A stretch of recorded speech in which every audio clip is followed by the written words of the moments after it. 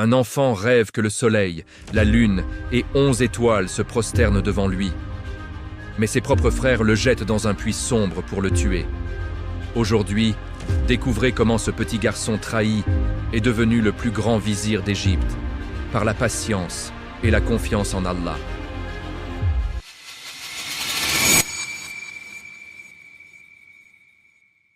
Une petite famille à Canaan, terre d'aujourd'hui en Palestine. Hadrat Yacoub alayhi salam, prophète, père de 12 fils. 10 d'une mère, 2 d'une autre, Youssef et son petit frère Binyamin. Youssef est le préféré. Son visage rayonne d'innocence, son cœur écoute chaque parole de son père. Mais dans l'ombre, la jalousie grandit. Les 10 frères sentent le regard de Yacoub toujours tourné vers Youssef. Une nuit, Youssef dort. Soudain, ses yeux s'ouvrent grands. Il court vers son père. « Abba, j'ai vu 11 étoiles, le soleil et la lune se prosterner devant moi. » Yacoub comprend immédiatement.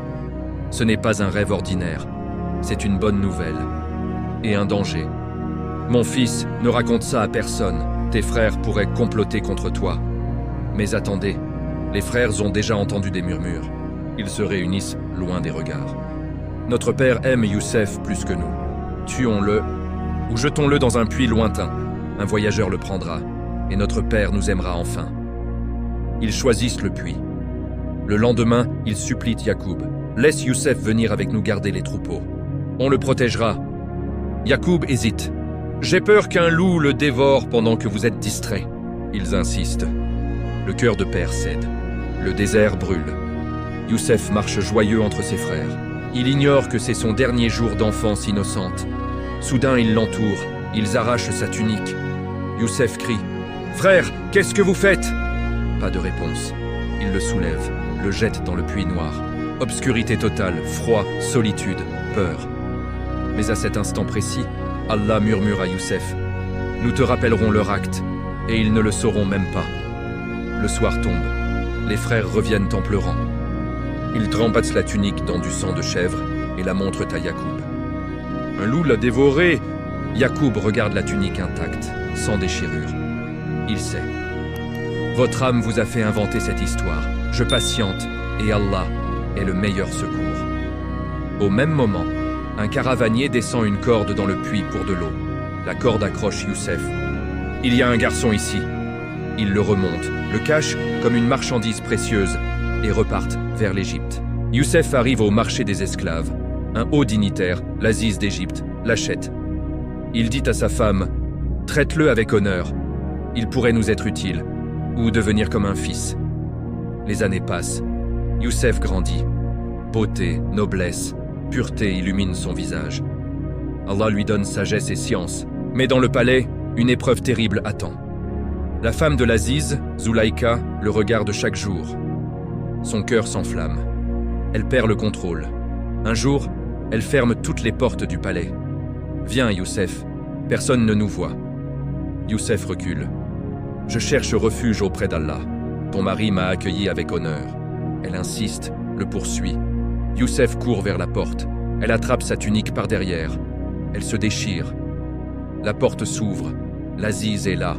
Zulaïka hurle. « C'est lui qui a voulu me faire du mal. Enfermez-le. Punissez-le. » Un témoin parle. Si la tunique est déchirée par devant, il ment. Si par derrière, c'est elle qui ment. La tunique est déchirée par derrière. La vérité éclate.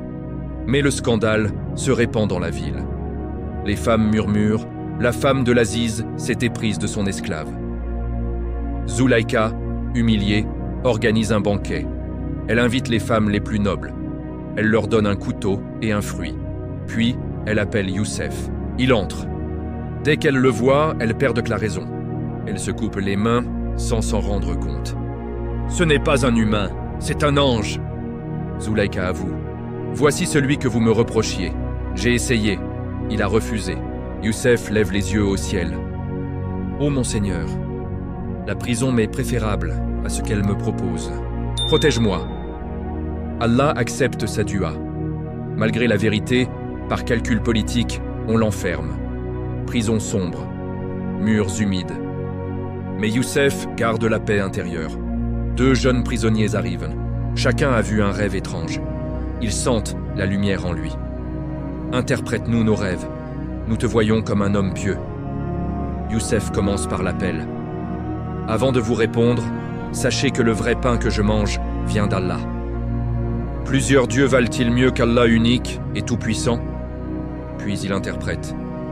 L'un de vous servira du vin à son maître. L'autre sera crucifié, les oiseaux mangeront de sa tête. Tout arrive exactement comme il l'a dit. À celui qui sort, Youssef dit « Mentionne-moi auprès de ton roi ». Mais Shaitan fait oublier. Youssef reste 7 années de plus en prison. Un jour, le roi d'Égypte rêve 7 vaches grasses dévorées par 7 maigres, 7 épis verts dévorés par 7 secs. Personne ne sait interpréter. Le prisonnier libéré se souvient enfin. Il court à la prison. Youssef répond sans hésiter. 7 années d'abondance arrivent. Stockez tout. Puis 7 années de famine terrible. Le roi est impressionné. Il demande à le voir. Youssef refuse de sortir avant justice. Demande d'abord ce qui s'est passé avec les femmes qui se sont coupées les mains. Enquête. Toutes avouent. Zulaïka aussi. La vérité est claire. C'est moi qui ai tenté. Il est des véridiques. Youssef entre au palais. Le roi dit « Tu es désormais près de moi, digne de confiance ». Youssef répond « Place-moi sur les trésors du pays. Je sais les garder et je sais prévoir les temps difficiles. » Il devient Aziz d'Égypte. Le pouvoir entre les mains d'un ancien esclave. Les années passent. La famine frappe partout, même Canaan. Yacoub envoie ses 10 fils en Égypte pour du grain.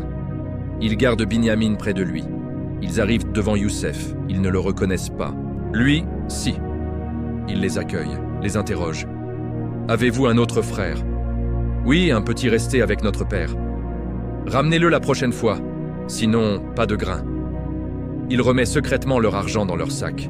Ils rentrent, découvrent l'argent. Yacoub refuse d'abord. « Je ne vous fais plus confiance comme avant. » Ils insistent. Yacoub prend un serment sur Allah.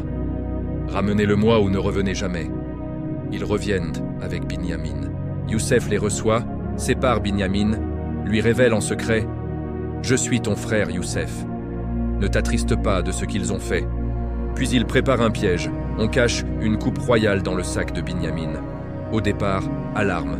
La coupe du roi a été volée. Fouille. La coupe sort du sac de Binyamin. Les frères supplient « Prends l'un de nous à sa place, notre père ne supportera pas. » Youssef reste ferme. Binyamin est retenu. Les 9 rentrent, racontent tout à Yacoub. Il pleure jusqu'à perdre la vue. Puis il dit « Retournez en Égypte, ne désespérez jamais de la miséricorde d'Allah. » 3e voyage. Famine pire. Ils implorent « Ô Aziz, nous sommes dans la détresse. Donne-nous du grain, fais-nous l'aumône. Allah récompense les généreux. » Youssef ne tient plus. Il demande « Vous souvenez-vous de ce que vous avez fait à Youssef et à son frère quand vous étiez ignorants ?»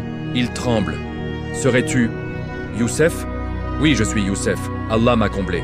Celui qui patiente et craint Allah, Allah ne laisse jamais perdre sa récompense. Il pardonne.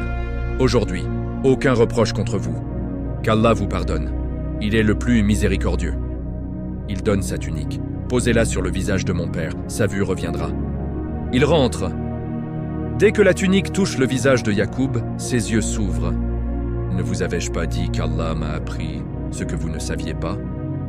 Toute la famille part pour l'Égypte. Réunion après 40 ans. Larmes de joie. Youssef place ses parents sur le trône d'honneur. Les frères se prosternent devant lui. Youssef sourit. « Abba, voici l'interprétation de mon rêve d'enfant. Mon Seigneur l'a réalisé. Un enfant jeté dans un puits devient maître d'un empire. Une trahison familiale se termine par le pardon le plus grand. Et vous, dans votre vie, avez-vous déjà pardonné une trahison qui vous a brisé? Ou êtes-vous encore en train de porter ce poids? Dites-le moi en commentaire maintenant. Quel moment de cette histoire vous a le plus touché au cœur et pourquoi? Votre réponse pourrait aider quelqu'un qui souffre en silence en ce moment même. Abonnez-vous à Histoire Coranique FR, likez pour propager cette leçon de sabr et de pardon, activez la cloche.